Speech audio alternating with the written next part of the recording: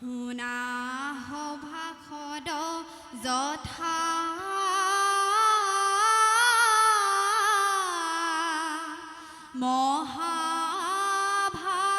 মহাভাগৱত কথা নামে সাধে সবাৰু মুকুতি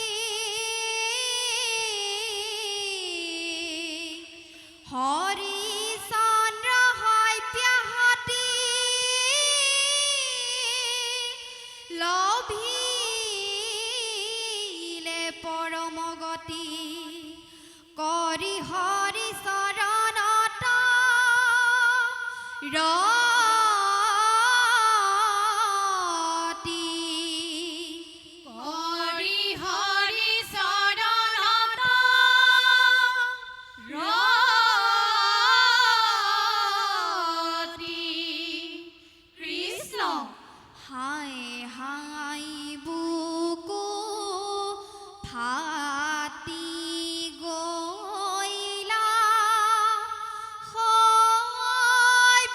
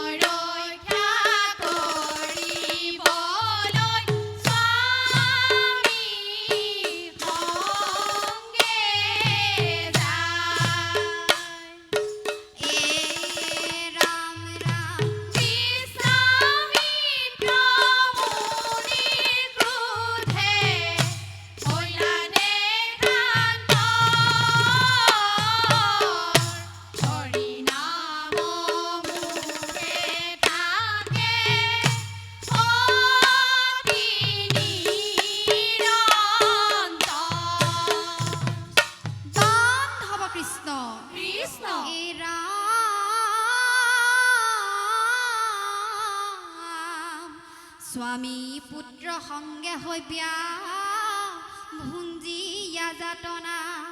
ব্ৰাহ্মণত কইনা বিক্ৰী দিবলে দক্ষিণা কৃষ্ণ কৃষ্ণ এৰাম স্বামী কুশল বিনে নিচিন্তিয়া দেখাইলে প্ৰমাণ সতী উৎসৰ্গিত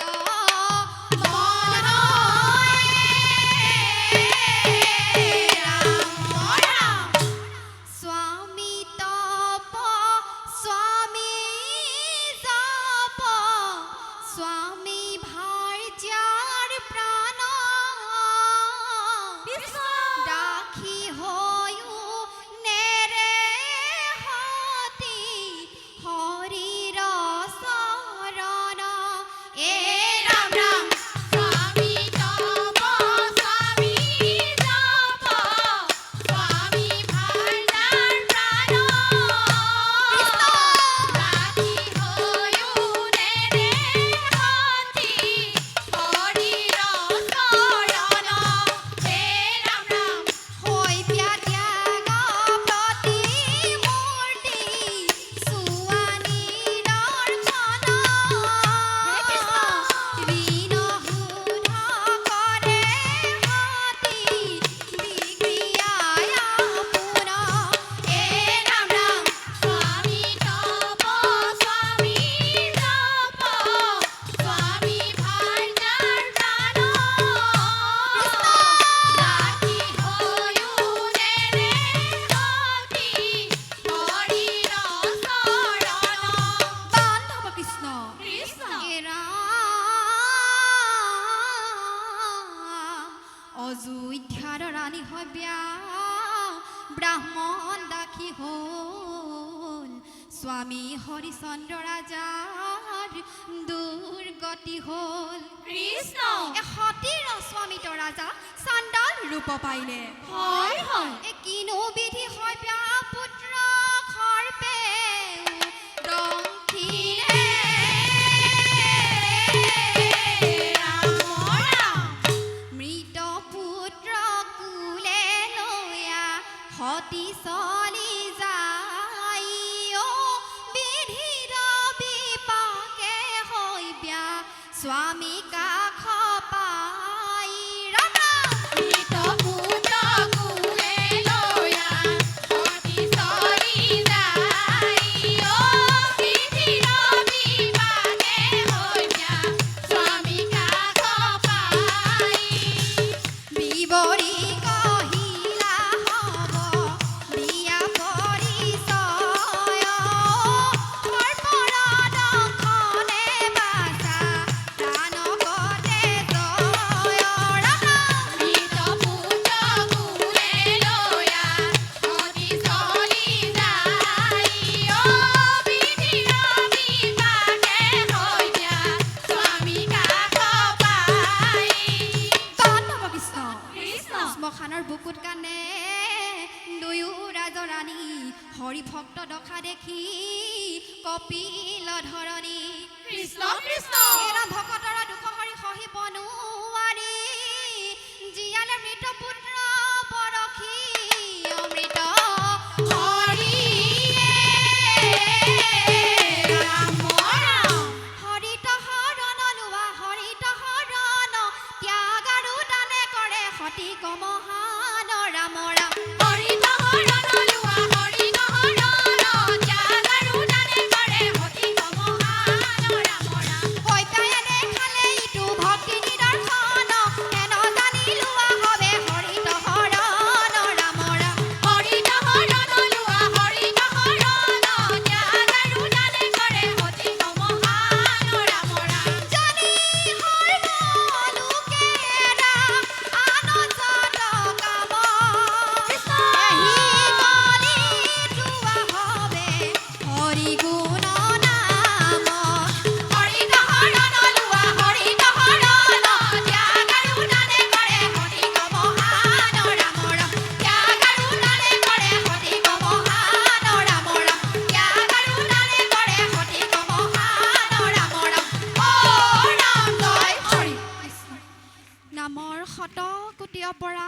পৰিৱেশন কৰিব কৃষ্ণ